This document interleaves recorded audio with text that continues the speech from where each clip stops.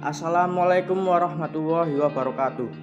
Halo adik-adik, bertemu lagi sama kakak. Hari ini kakak akan membahas materi-materi dasar tentang ilmu sejarah, yaitu tentang pengertian sejarah. Pengertian sejarah menurut para ahli, ciri-ciri sejarah, ruang lingkup sejarah, sifat-sifat ilmu sejarah, ilmu bantu sejarah, jenis-jenis sejarah, manfaat dan kegunaan sejarah, dan tahapan penelitian sejarah. Adik-adik, gambar yang di samping, ya benar, itu adalah pohon, gambar pohon. Sejarah diibaratkan merupakan ilmu yang mempelajari mengenai kejadian yang terjadi di masa lampau. Sejarah berasal dari bahasa Arab, yaitu sajarotun, yang berarti pohon. Sejarah sendiri menggambarkan suatu kejadian di dalam kehidupan manusia yang saling berhubungan dan tidak terpisah, layaknya pohon saling berhubungan. Pengertian menurut para ahli Henry Stilcomenger, sejarah adalah rekaman keseluruhan tentang masa lampau kesusastraan, hukum, bangunan, pranata sosial, agama, filsafat, dan semua yang teringat dalam memori manusia. Yang kedua, Beverly Southgate, sejarah adalah suatu studi tentang masa lampau, di mana suatu studi yang hasilnya secara ideal merupakan suatu penyajian masa lalu sebagaimana adanya. Menurut John Tosh, sejarah adalah memori kolektif sumber pengalaman melalui pengembangan suatu rasa identitas sosial orang-orang dan prospek orang-orang tersebut di masa yang akan datang. Menurut Herodotus, terkenal sebagai bapak sejarah, sejarah adalah sebagai satu kajian yang menceritakan suatu perputaran jatuh bangunnya seorang tokoh masyarakat dan peradaban.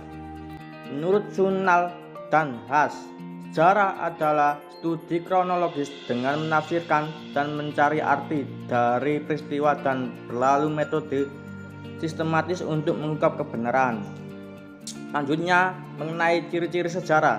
Yang pertama, bersifat unik, hanya terjadi satu kali.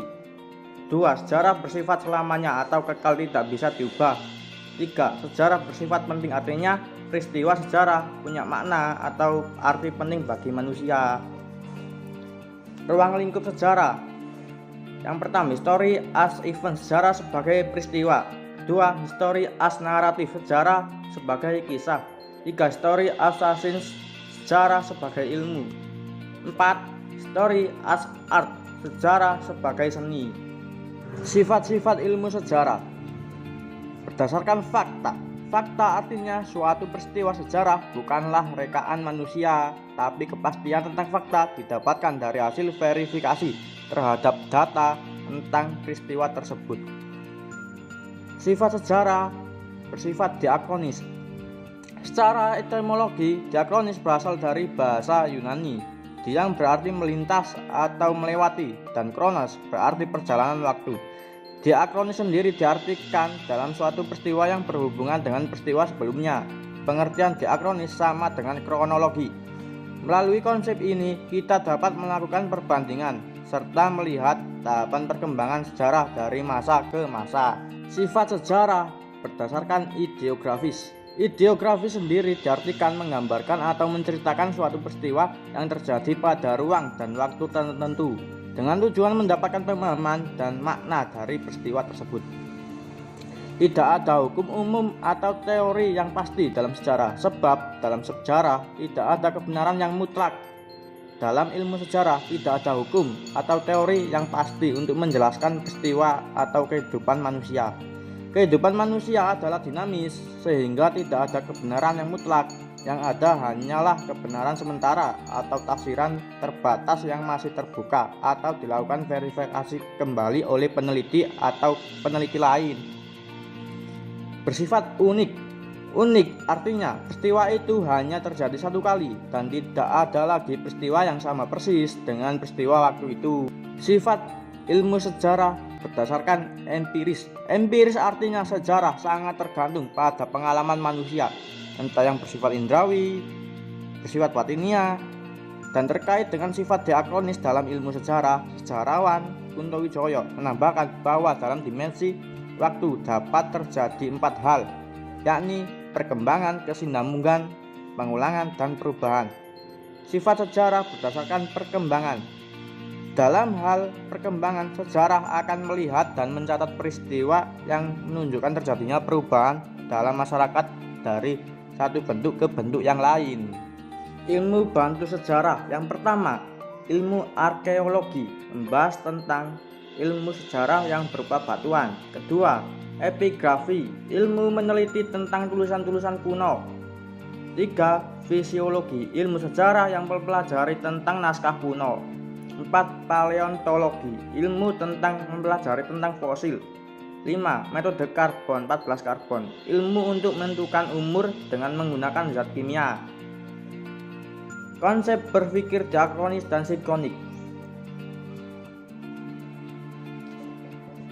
Konsep berpikir diakronis artinya memanjangkan waktu dan mementingkan proses terjadinya suatu peristiwa berdasarkan waktu.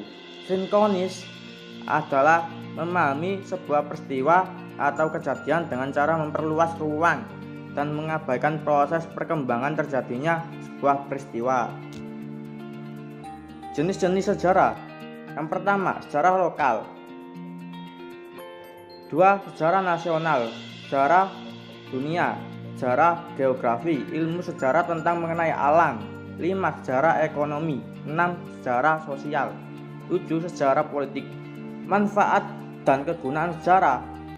Manfaat sebagai sumber edukatif pembelajaran. Kedua, inspiratif. Ketiga, rekreatif. Kegunaan intrinsik, sejarah dipakai sebagai sarana ilmu. Kedua, ekstrinsik, sejarah dipakai sebagai pendidikan moral. Langkah-langkah penelitian sejarah. Yang pertama, heuristik, yaitu tahapan pengumpulan sumber-sumber sejarah dan dibagi 2. Data primer berupa wawancara langsung, dokumen sezaman atau artefak dan lain-lain.